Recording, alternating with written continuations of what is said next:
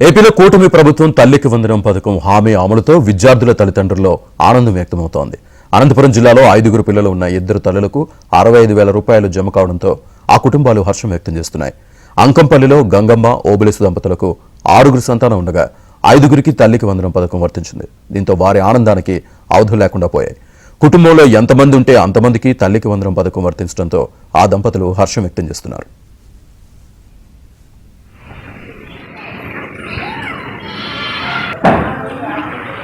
అప్పుడు ప్రభుత్వం ఉన్నప్పుడు ఒకరికే పడింది 6 మందిలో. ఇప్పుడు 6 మందిలో 5 మందికి పడినవి మాకు చాలా సంతోషంగా ఉంది. ఇట్లే ప్రభుత్వం సంవత్సరం కాబట్టి ఇట్లా పడుతుందంటే మాకు కొంచెం సంతోషం అవుతుంది. ఇప్పుడు పిల్లలకి బడికి వాడుకుంటున్నాము. మా ఊరినకి బీదోడు చాలా బీదోడు పనికి పోతే మాకు పనికి పోతే డబ్బులు లాకుంటలేదు.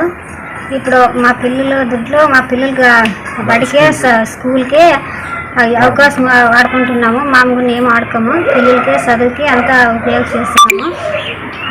Thank you Lokesh sir, thank you Chandrababu.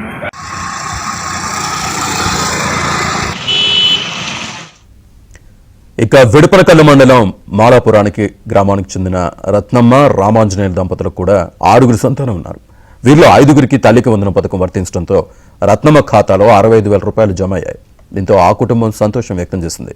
అలాగే కొత్తకోట గ్రామానికి చెందిన స్వాతి, కృష్ణ చైతన్య దంపతులకు 4 సంతానం ఉండగా 3కి తల్లికి వందనం డబ్బులు జమ అయ్యాయి. జగన్ 5 ఏళ్ల పాలనలో ఇచ్చిన నిధులు సీఎం చంద్రబాబు అధికారం చేపట్టిన ఒక్క ఏడాదిలోనే అందాయని లబ్ధిదారులు హర్షం వ్యక్తం చేశారు.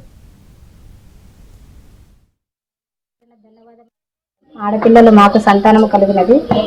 అందువలన మాకు ఇంతకు ముందు జగన్ ప్రభుత్వం ఉన్నంత వరకు ఒకరికే వచ్చేది. ఇప్పుడు 6 మందికి తల్లికి వందనం వచ్చినందువలన అక్కడ చంద్రబాబు నాయుడు అన్న గారికి, లోకేష్ అన్న గారికి, కేశవ్ అన్న గారికి, ఇక్కడ వచ్చిన ప్రతి ఒక్కరి నాయకులన్న గారికి అందరికీ పేరు పేరున ధన్యవాదములు తెలుసుకుంటున్నాము.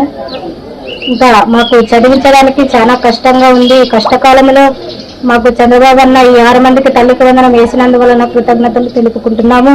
మేము చదివించుకోవాలంటే ఎంతో కష్టపడి మాకు పనికి పోతే జరగడము, అంతవరకు కానీ లేకపోతే జరగడం కూడా చాలా కష్టంగా ఉంది.